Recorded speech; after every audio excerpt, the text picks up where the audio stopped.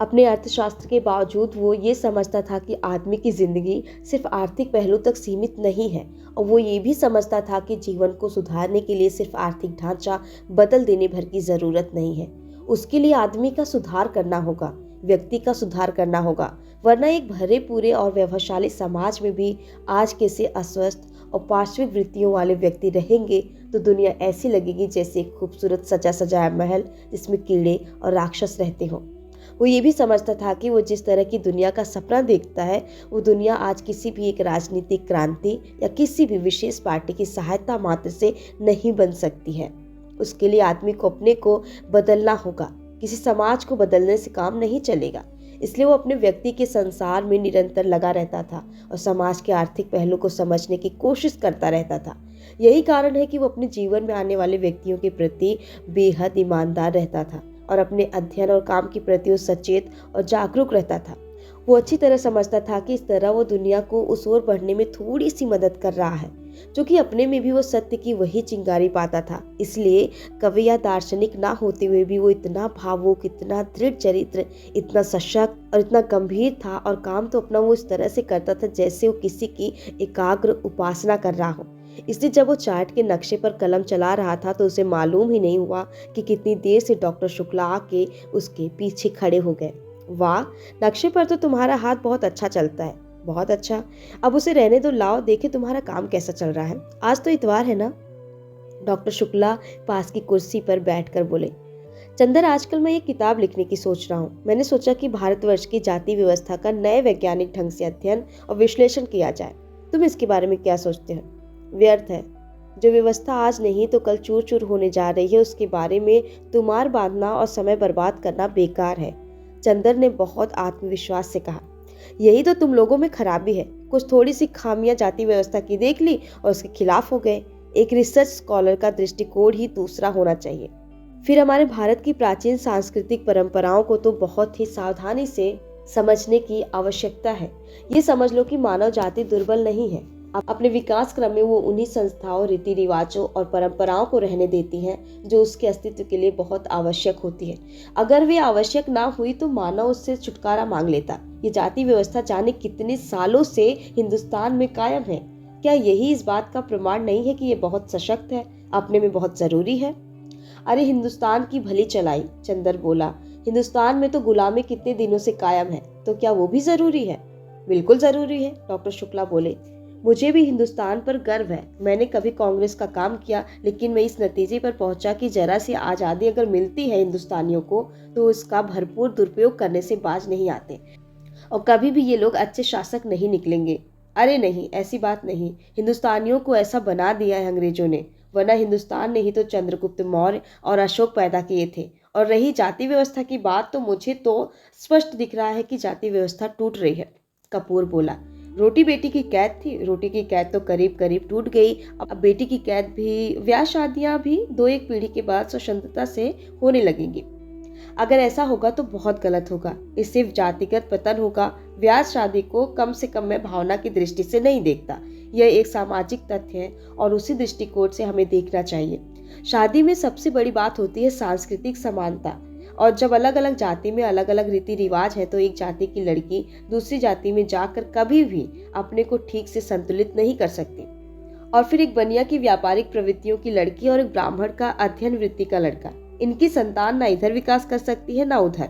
ये तो सामाजिक व्यवस्था को व्यर्थ करने के लिए असंतुलित करना हुआ। हाँ, लेकिन विवाह को आप केवल समाज के दृष्टिकोण से क्यों देखते हैं? व्यक्ति के दृष्टिकोण से भी देखिए। अगर दो विभिन्न जाति के लड़के लड़की अपना मानसिक संतुलन ज्यादा अच्छा कर सकते हैं तो क्यों ना विवाह की इजाजत दी जाए? ओह, एक व्यक्ति के सुझाव के लिए हम समाज को क्यों नुकसान पहुंचाएं? और इसका क्या निश्चय है कि विवाह के समय यदि दोनों में मानसिक संतुलन है तो विवाह के बाद भी रहेगा। मानसिक संतुलन और प्रेम जितना अपने मन पर आधारित होता है उतना ही बाहरी परिस्थितियों पर। क्या जाने ब्याह के वक्त की परिस्थिति का दोनों के मन पर कितना प्रभाव है और उसके बाद संतुलन रह पाता है या नहीं। और मैंने तो लव मैरिज, प्रेम विवाह को असफल होते देखा है। बोलो, है कि नहीं? डॉक्टर शुक्ला ने कहा। हाँ, प्रेम विवाह अक्सर असफल होते हैं, लेकिन संभव है वो प्रेम ना होता हो। जहाँ सच्चा प्रेम होगा वहाँ कभी असफल विवाह नहीं होंगे। चंदन ने बहुत साहस करके कहा। ओ ये सब साहित्य की बातें हैं, समाजशास्त्र की दृष्टि से या वैज्ञानिक दृष्टि से देखो। अच्छा खैर, अभी मैंने उसकी रूपरेखा बनाई है, लिखूंगा तो तुम सुनते चलना। लाओ वो निबंध कहाँ है? डॉक्टर शुक्ला बोले। चंदर ने उन्हें टाइप की हुई प्रतिलिपि दे दी। उलट पुलट कर डॉक्टर शुक्ला ने देखा और कहा, ठीक है। अच्छा चंदर, अपना काम इधर ठीक कर लो, अगले इतवार को लखनऊ कॉन्फ्रेंस में चलना है। अच्छा, कार से चलेंगे या ट्रेन से? ट्रेन से। अच्छा। घड़ी देखते हुए उन्होंने कहा, अब जरा मैं काम से चल रहा हूँ, तुम चार्ट बना डालो और एक निबंध लिख डालना। पूर्वी जिले में शिशु मृत्यु, प्रांत के स्वास्थ्य विभाग ने एक पुरस्कार घोषित किया है। डॉक्टर शुक्ला चले गए। चंदर ने फिर चार्ट में हाथ लगाया। चंदर के जाने की जरा सी देर बाद पापा आए और खाने बैठ गए। सुधा ने रसोई की रेशमी धोती पहनी और पापा को पंखा झलने बैठ गई। सुधा अपने पापा की सिर चढ़ी दुलारी बेटियों में से थी और इतनी बड़ी हो जाने पर भी वो दुलार दिखाने से बाज नहीं आती थी। फिर आज तो उसने पापा की प्रिय नान खटाई अपने हाथ से बनाई थी। आज तो दुलार दिखाने का उसका हक था और भली बुरी हर तरह की जिद को मान लेना करना ये पापा की मजबूरी थी।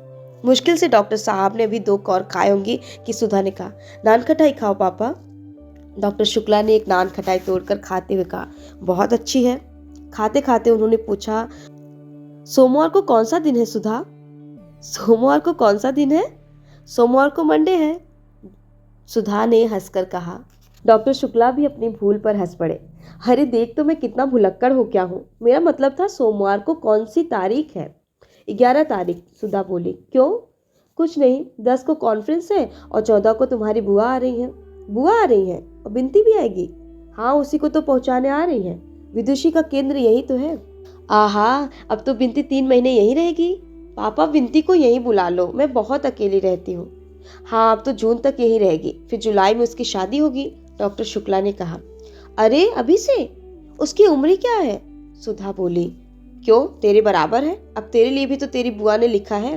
नहीं पापा, हम ब्याह नहीं करेंगे, सुधा ने मचल कर कहा। तब?